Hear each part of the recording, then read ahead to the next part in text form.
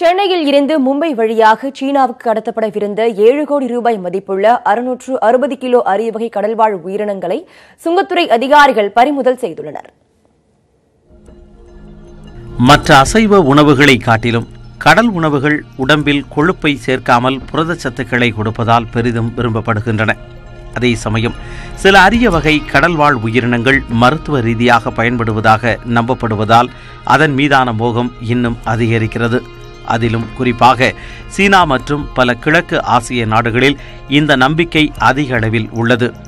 கடல் குதிரை, சுறா துடுப்பு, கடல் அட்டை போன்றவை ஆண்மையை அதிகரிக்கும் என்று நம்பப்படுகிறது.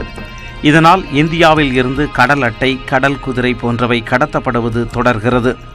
இந்நிலையில் சென்னையில் இருந்து சீனாவுக்கு பல வகையான அரிய வகை கடல்வாழ் உயிரினங்கள் கடத்தப்படுவதாக கிடைத்த தகவலை அடுத்து சென்னை சுங்கத்துறை அதிகாரிகள் மண்ணடி பகுதியில் உள்ள குடோனில் திடீர் சோதனை மேற்கொண்டனர்.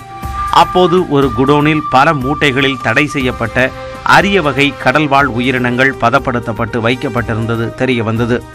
அவற்றை பறிமுதல் செய்த அதிகாரிகள் அங்கிருந்த 2 பேரையும் கைது செய்தனர். பறிமுதல் செய்யப்பட்ட கடல்வாழ் உயிரினங்களை ஆய்வுக்கு உட்படுத்திய போது மூட்டைகளில் 111 கிலோ எறும்பு தின்னி செதில்கள், 160 கிலோ உலர் கடற்குதிரைகள், 180 கிலோ குழாய் மீன் கருவாடு, 5 கிலோ கடல் அட்டை, 125 கிலோ திருக்கை மீன் செவில்கள், 79 கிலோ சுறா துடுப்புகள் என 660 கிலோ கடல்வாழ் உயிரினங்கள் என்பது தெரிய வந்தது.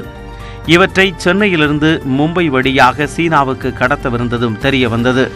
பறிமுதல் செய்யப்பட்ட கடல்வாழ் உயிரினங்களின் சர்வதேச சந்தை மதிப்பு சுமார் 7 கோடி ரூபாய் என சுங்கத்துறை அதிகாரிகள் தெரிவித்துள்ளனர்.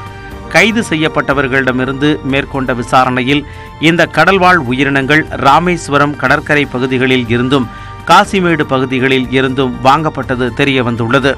We seized this 660 kg of this wildlife species under the Custom Act, read with the Wildlife Protection Act and FT&DR Act.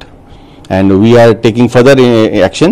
இதையடுத்து கடல்வாழ் உயிரினங்களை பதுக்கி வைத்திருந்த இருவரையும் சுங்கத்துறை சட்டம் மற்றும் வன உயிரின பாதுகாப்பு சட்டத்தின் கீழ் சுங்கத்துறை அதிகாரிகள் கைது செய்தனர்.